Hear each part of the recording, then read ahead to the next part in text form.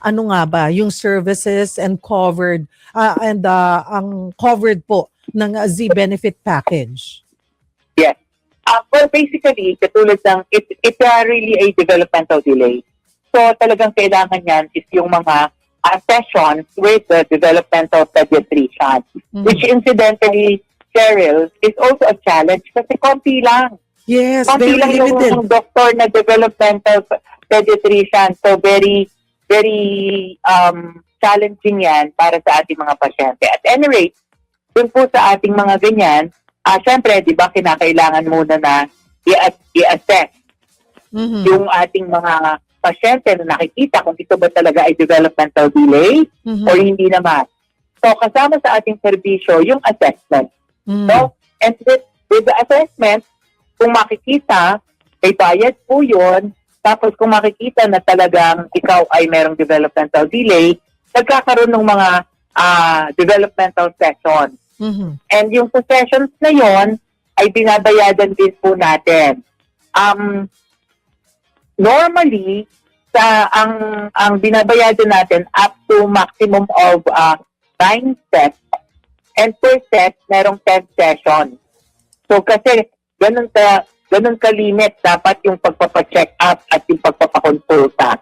And then, of course, makikita natin kung nag-i-improve and all.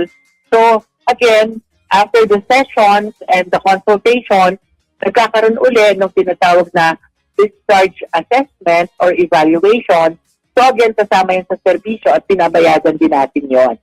So, yung mga serbisyo na yon ng developmental pediatrician or any paramedical ay kasama sa ating pinabayadan. Together with assistive devices, Cheryl, katulad halimbawa.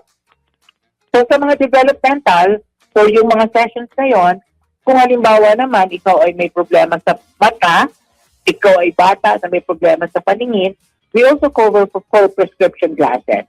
And then kung halimbawa naman ikaw ay may problema sa pandinig, we cover for hearing aids. And then, kung ikaw ay merong motor problem, yung hindi ka gaano nakalakad or hindi ka gaano nakakatayo, we cover for assistive devices like wheelchair.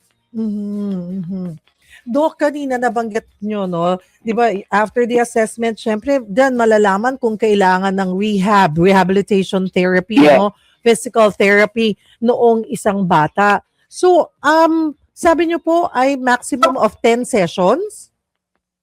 10 sets. Bale, ano siya? 9 sets and per set, maximum of 10 sessions. 9 sets.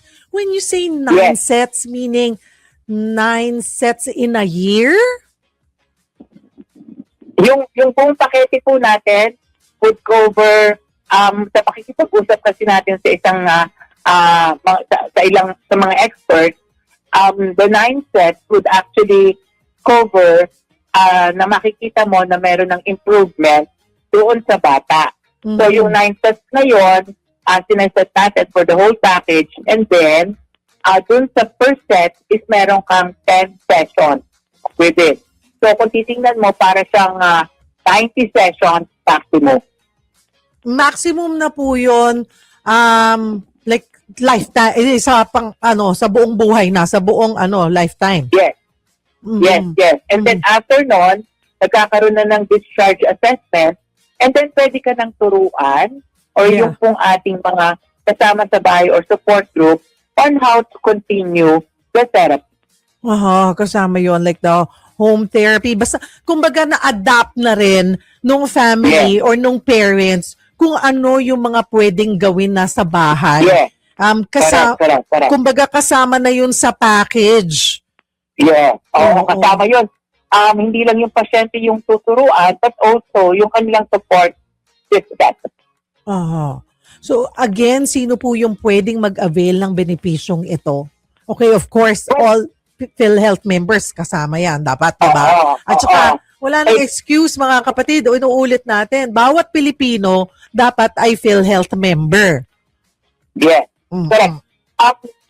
But since ito pong benepisyo na ito is specific for children, so ito po ay para dun sa mga less than 18 years old. So, So 17 years old and 364 days, pwede pong pumasok sa children with disabilities. But the good thing, Cheryl, is meron na rin tayong bagong labas na benepisyo for adults naman. It's a physical medicine and rehabilitation. Ganun din. Meron ding mga sessions kung kailangan ng PT, OT, at kung kailangan ng assistive devices. Kasama rin po yung mga benepisyo na yan. And that is for adults naman. That's good to know. So again, yung limit po ng therapy session ay yan po ba ay may limit din pagdating sa rates?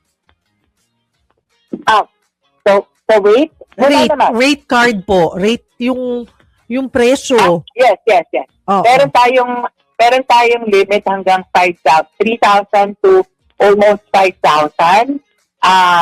Yun yung ibinabayad natin per session. Per set. Per set po, which is 10 sessions. Parang lumalabas, kung 10 sessions yan, Parang 500. parang 500, ano po? 500. Yes. Mhm. Okay. Included din po ba yung gamot, maintenance, or strictly check-ups at therapy lamang po? For this benefit package, excluded po natin ang mga medications being prescribed by the doctor. Yung po mga laboratory and diagnostics like yung mga brain scan kung kinakailangan, yan po ay exclusion doon sa ating benefits. Sa ngayon po, ang kasama doon sa ating benefits are the therapeutic sessions and of course, the assistive devices. Mhm. Gaano na po? So, kailangan, di ba, Doc? Kailangan, accredited, of course, para tanggapin nila yung PhilHealth. Pero, Yes. ito po ba ay accepted sa, ginagawa, sa lahat? Sa lahat po ng ospital din, na accredited ng PhilHealth? Sa ngayon, Cheryl, since this is a Z-benefit, contracted ito sa mga contracted hospital. So, hindi siya sa accredited lang. Kino-contract talaga siya, nag-a-apply ang mga ospital na merong kapasidad or capability to provide such treatment. Mhm. So, yung may mga doktor, yung member ng multidisciplinary team ay meron silang OT, meron silang PT, meron silang supplies for the assistive devices. So, nag-a-apply sila. So, currently nationwide, we have around 20 contracted hospitals to provide this benefit package. But we are looking now into also contracting kung meron na napapasa sa compliance yung pong mga non-hospital based na mga clinic like PT, occupational therapy clinic, or Yes. speech therapy clinics, kung sila ipapasa sa requirement, and then specific yung service nila for speech pathology and all. So we are looking into that para mas madami yung access.